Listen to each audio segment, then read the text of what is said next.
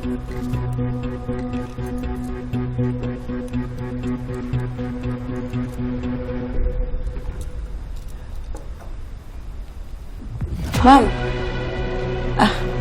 ano pong ginagawa ninyo?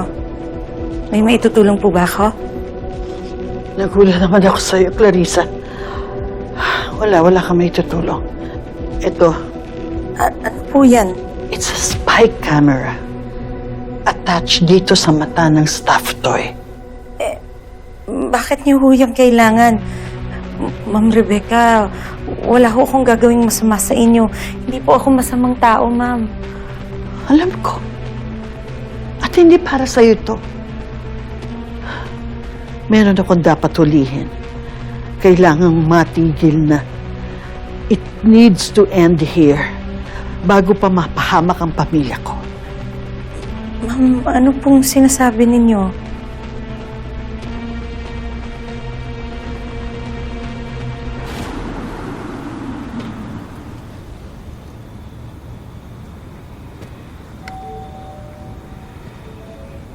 Joey. Joey, ano ginagawa mo rito? Susunduin ko yung nanay ko.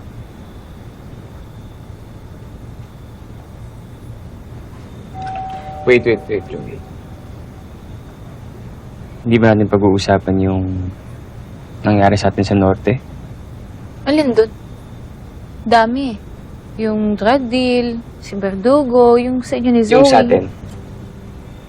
Pwede ba huwag ka nga maingay? Anong sa atin?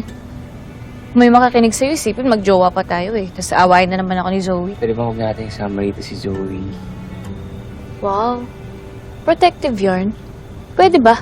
Eh, ikaw ngayon nagpilit na isama siya sa misyon natin eh. Initsipwera mo pa nga ako eh. Di ba?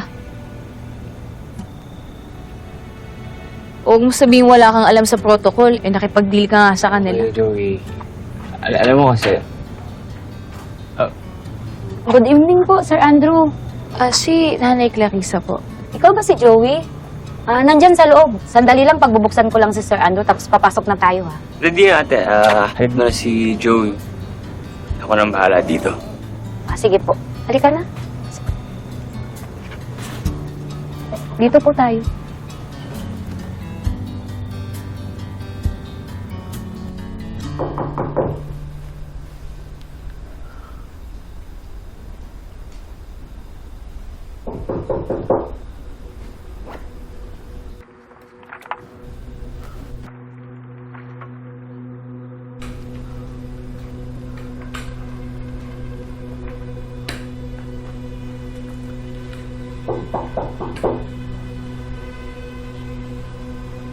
Pasok!